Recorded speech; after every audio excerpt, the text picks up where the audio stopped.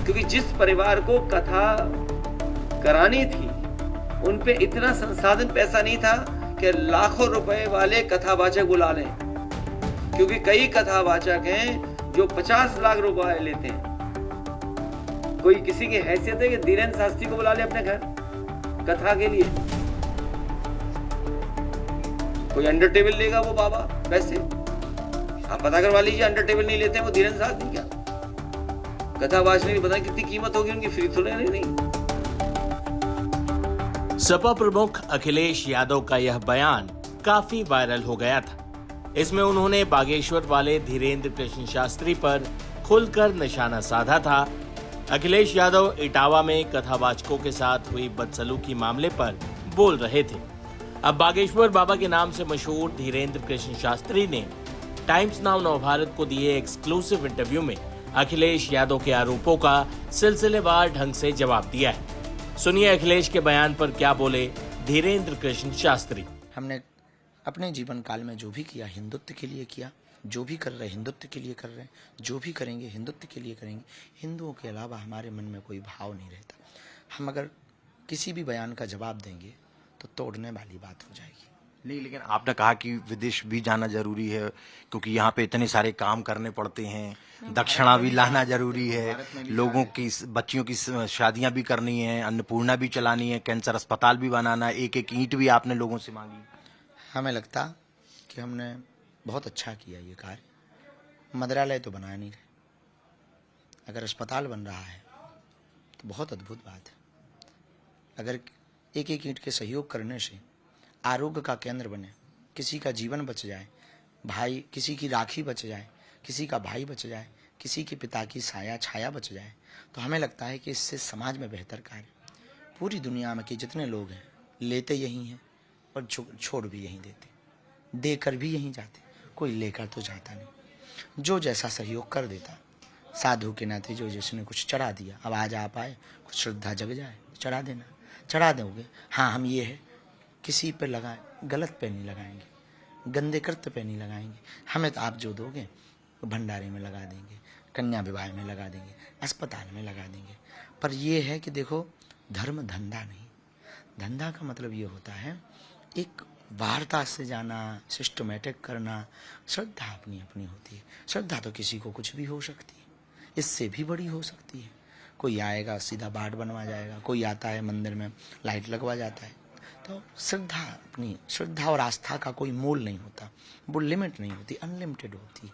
आज बाबा रामदेव जी से भी ये सवाल पूछा गया आपके विषय में, जो बयान आए थे उसको लेकर, तो उन्होंने कहा कि किसी को फ्री में कथा सुननी है तो वो भी सुना देते हैं, किसी को कैंसर अस्पताल के लिए 5 रुपए से 5 करोड़ तक देने हैं तो भी वो ले लेंगे। देखो भगवान एक बात बोले, कथा तो जो लोग बैठते हैं सब निःशुल्क सुनते हैं। करवाने वाला जो होता है यजमान, अन्नपूर्णा की व्यवस्था है, कन्या विवाह की व्यवस्था है, हॉस्पिटल की व्यवस्था है, उसमें सेवा, टेंट लगता, एलईडी लगती, टीवी लगती, संगीत के कलाकार जाते, पंडित जी जाते, सेवा वाले लोग जाते, आरती वाले लोग जाते, बहुत लोग जाते हैं, हजारों लोग, फूल माला वाले जाते।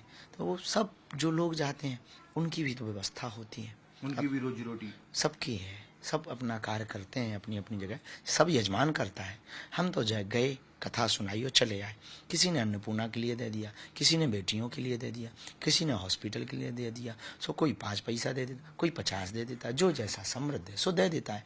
हमें लगता है कि ये बुरा नहीं है, और उसको भी सदुपयोग में लगाना, इससे बड़ी बात। इस पर बहस करना हमें लगता है बेतुकी बातें हैं। भगवान सबको सद्बुद्धि। आप स्वयं यजमान अभी भी बने हुए हैं, पहले भी कई बार यजमान बने हैं, आपके यहाँ पर भी कथा वाचन हो रहा है, आप भी कथा वाचन करवाते हैं, तो स्वाभाविक है कि आप भी जिनको बुलाते हैं उनको दान दक्षिणा देते होंगे, स्वाभाविक है। हिंदू परंपरा, सनातन परंपरा में जो हमारी कर्मकांड वैदिक पद्धति को मानने वाले लोग हैं, शायद ही गरीब से गरीब ऐसा कोई व्यक्ति होगा जो वैदिक परंपरा में आचार्य को बुला करके कर्मकांड करवा करके कुछ ना दे। फूल नहीं तो पंखुड़ी देता है, पंखुड़ी नहीं तो वस्त्र देता है, वस्त्र नहीं दक्षिणा वाला दक्षिणा दे देता है, कुछ लोग और दे देते हैं। तो सब अपनी अपनी निष्ठा से दें, तो हम भी वही हैं। इटावा की घटना को किस तरीके से देखते, क्योंकि आपने खुद एक बयान जारी किया था और कहा था कि हरि तो सबके हैं, हरि की कथा कोई भी कर सकता है, बावजूद उसके वहां पर विवाद हुआ और वो विवाद बाद में फिर कहीं और भी डाइवर्ट हो गया। पता नहीं आप क्यों ऐसा बोल रहे हैं। हरि सबके हैं, ये हम नहीं कह रहे, सत्य ही। रामानंदाचार्य जी ने कहा, हरि को भजे सो हरि को होई, जात पात पूछे नहीं कोई। अब जब भगवान सबके हैं, सब पर उनकी कृपा है। एक पिता की 4 संतानें हैं, तो पिता को बड़ा बेटा न प्रिय होता है न छोटा अप्रिय होता है, चारों समान। वैसे ही हम सब परम पिता की संतानें हैं, तो सब हम उसके हैं, सब उसके प्रिय हैं। इसलिए हमें लगता है जातिवाद, क्षेत्रवाद, भाषावाद से ऊपर उठकर राष्ट्रवाद पर अगर भारत के लोग जिएंगे तो भारत भव्य बनेगा, भारत समृद्ध बनेगा। आपने पदयात्रा निकालने की बात कही थी, आपने पहले भी पदयात्रा निकाली जिसमें आपने कहा कि जात पात की करो विदाई, हम सब हिंदू भाई भाई। लेकिन वर्तमान में जात पात में ही लगातार हिंदू बढ़ता चला जा रहा है, चाहे वो राजनीतिक कारण हो या फिर कोई और कारण हो। इन सब सारी घटनाओं को देखने के बाद में अब आगे क्या लगता है, कैसे आप जातियों को खत्म करके हिंदुओं को एक कर पाएंगे? जातियों की खत्म की बात हमने कभी नहीं की, जातिगत अभिमान के खत्म करने की बात की। जातियों को खत्म करने में बड़े प्रपंच होंगे, झंझट होंगे। जातिगत अभिमान जो है वो छोड़ो, हिंदू बनो, हमारा ये उद्देश्य।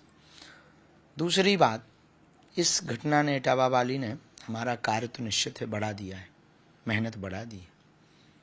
काम तो कठिन ही है, गालियां भी मिलती, तालियां भी मिलती।